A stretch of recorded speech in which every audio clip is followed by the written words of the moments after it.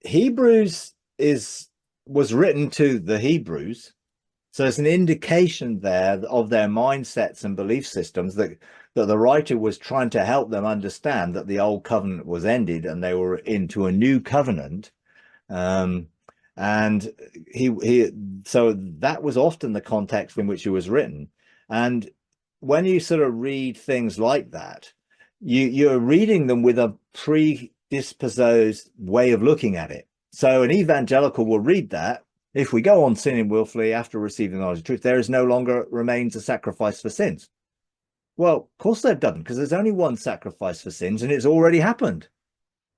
So if you carry on, you can't do anything different than's already done. You're already forgiven. So actually, you're not going to sacrifice an animal because, well, Jesus didn't work because someone carried on doing something independently. So, then it says the terrifying expectation of judgment and the fury of fire, which will consume the adversaries. Okay, well, what are the adversaries? Not people. They're the things that get you to carry on operating in lost identity, which causes you to operate in that way in the first place. So what is a judgment? It's a verdict. So God passes a verdict on what you're doing and says, that's not good. Now, fire, God is a consuming fire. God consumes everything in opposition to the truth so that you don't have to live that way. But then you go on, anyone who's ignored the law of Moses is put to death without mercy of the testimony of 2 or 3 witnesses. How much severe is the punishment? He's talking to Jewish people and trying to help them understand under their system, here's how things worked. And just because it says that to that group of people, trying to help them fathom it out is not a universal thing that we need to necessarily apply to us today. And that's part of the problem. We're not looking at audience relevance, when it was written, who it was written to, why it was written. And this was all before the end of the temple system. Therefore, this was a covenantal thing. So literally saying, Jesus is come, you who are following Judaism are trampling underfoot the Son of God, not accepting him as the Messiah. Therefore, your system is going to come to an end. And we're trying to interpret these things through our understanding in modern Western thought that this is Christian theology, rather than who was he writing to, why was he writing, and how was he trying to explain to them. Of course, it's a terrifying thing to fall in the hands of the living God. Well, for who is it terrifying? For those who are living according to the old covenant, because they have no grace operating on their life if they're choosing to operate by law. So you've got to take the whole thing of what it's saying, not just pick out one verse and trying to explain a verse without the context of the whole argument and the whole book. Because the whole book is a letter written to the Hebrews who were caught up in this controversy of, do we need to keep following the law of Moses? You had the Judaizers who were saying they were Christians, but they were trying to get people back under the law. They were even trying to get the Gentiles back under the law. So you got the whole consequence of these things going on. And of course, the writer basically says things like, the law is obsolete, and faded away. So, and then under the old, you couldn't touch any of these things, but now you can touch these things. Hebrews 12, you couldn't touch Mount Zion because they didn't touch Mount Zion because they were afraid to come to God, and they sent Moses. So they set up a mediation system. So now God is saying in this, the writer is basically saying, hey, you don't need a mediation system anymore. This is open. And again, he says that, that now you can come into the Holy of Holies, which was only for the priest, because now we're all priests and kings, under the order of Melchizedek.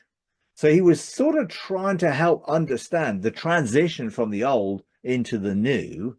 And it isn't talking about judgment of someone at the end of the world and all that thing. It's a judgment on the system. And the people who are following the system who go on sinning willfully. So they go on, forget the behavior and think of it as lost identity attached to a belief system which is keeping them following a religious system which is ended and doesn't work.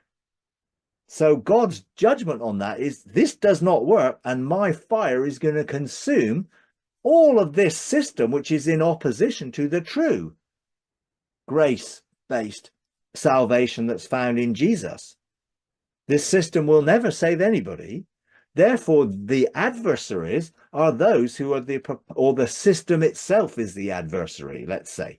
But Jesus warned those who stayed in the system and stayed in Jerusalem what would happen to them at the end of that age, in that Jerusalem would be destroyed, the temple would be destroyed, the heavens and the earth would be destroyed, which was the name for the temple, where heaven met earth.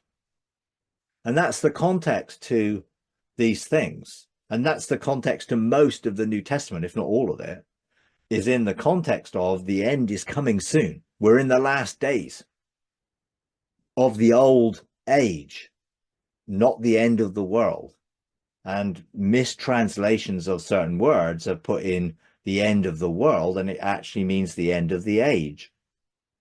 And therefore you can change the meaning of something. And people have changed the meaning of generation to race. Well, it's a different word. You know, Genea and genos are completely different words, but they're similar words, and translators have changed the words in English from one to another to explain their theology and their position that this is the end of the world and not the end of an age. So that's really where these things come in. And there is no sacrifice for sins other than Jesus. He is the one and true sacrifice once and for all time, which is what it says in Hebrews.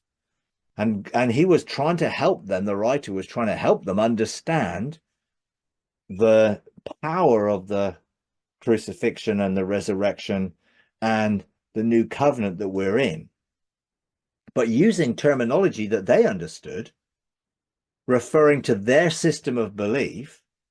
And we read it today, and Christians are trying to understand it through Christian theology and coming up with the wrong conclusion completely. You know, and that's part of the problem. And they're using Old Testament scriptures, which does here, vengeance is mine, I will repay. You know, the Lord will judge his people. Well, he did judge the old covenant system. And that old covenant system came to an end. And the new covenant but it didn't die. It was rebirthed, if you like. The new covenant came out of the end of the old covenant. And in Matthew 24, that's what Jesus said would happen. These are the birth pangs of the new, not the old. You know, birth pangs are not something dying. Birth pangs are something being born. So what was the end of the old, which was a destruction of the old, actually revealed the new, and were the birth pangs of the new. You know, and, you know, unfortunately, if you read it on face value with a conditioning from evangelicalism, you'll get the wrong conclusion of what it's saying without looking at the whole premise of the book. You know, same things goes to other things where it talks about striving to enter rest. That's what they were doing, striving through a religious system to enter into a rest, which was never going to be possible for them in a man-made system of beliefs and works and sacrifices and offerings. It never worked. But we read that, oh, we must strive to enter rest, thinking it's talking to us. Well, we're already in rest. We rest in the finished work of Jesus, and we're included in him. We don't have to strive to enter anything. We're already included in anything. But you read those verses, well, the Bible says it. But that's not the context of which it says it. And that is the problem. We've been conditioned into thinking sola scriptura, every verse and every letter of every word, we need to actually apply today to our lives. And that can cause huge problems with people, unfortunately. If you enjoy these videos, would you please take a moment to like, comment, and subscribe? It really does help. Thank you very much.